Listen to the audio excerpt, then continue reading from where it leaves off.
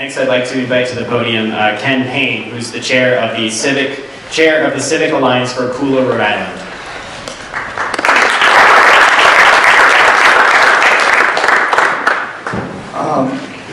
It's an honor to be before you all, especially Senator Palmer, with whom I've worked in the past and whom I hold in the highest regard. He is a bulldog, he is meticulous, he does follow the facts, and is willing to be aggressive and independent and a team player all at once. So a good man to have leading this analysis.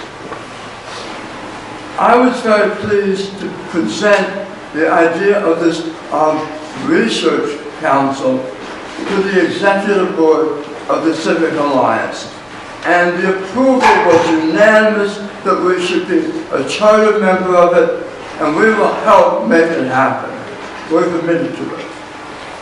My own experience shows that this works in Rhode Island. It's not hypothetical, it's not pie in the sky, it's realism. I will give you two instances.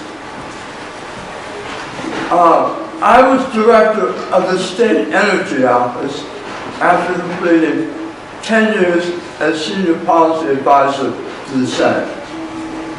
I had to oversee American Recovery and Reinvestment Act funding in Rhode Island, and that was based on a Green New Deal model. And when the federal funders came in and said, you have $60 million to spend in 2 years in grants on energy stuff, I said, do you want that to be a bubble, something we swallow and then it's gone, or do you want it to be a transition? They said, oh, we'd much rather have it be a transition. We worked on figuring out how to do renewable energy for a couple of years, and then in 2011, working principally with the Senate side, Marie Ganim and the Senate Policy Office, we produced the bill, created distributed generation. That has become one of the national models for that way of financing renewable energy. And according to National Grid, we're doing it at a rate, across the rate area that's lower than our neighbor in Massachusetts. So does this thing work? Yes. It produced energy and it produced jobs. Another example of things that fall under a Green New Deal umbrella. Local food production. Rhode Island had a 5-year strategic plan for agriculture. It got implemented.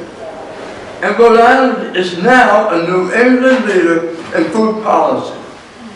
Vermont, with a huge dairy industry, is arguably #1, but we are clearly the second best in New England on addressing those issues. And we made agriculture part of our state's economic development strategy. We have the local agri-seafood small grant program established by the General Assembly. And we have really, fundamentally in that, a set of Green New Deal ideas. Good for the environment, creates economic activity and jobs. So, when people say, this is naive, well-intentioned but naive, don't buy it. When you bring it down to the state level, it's realism. It can be done, and it can be done to the betterment of our state. Thank you.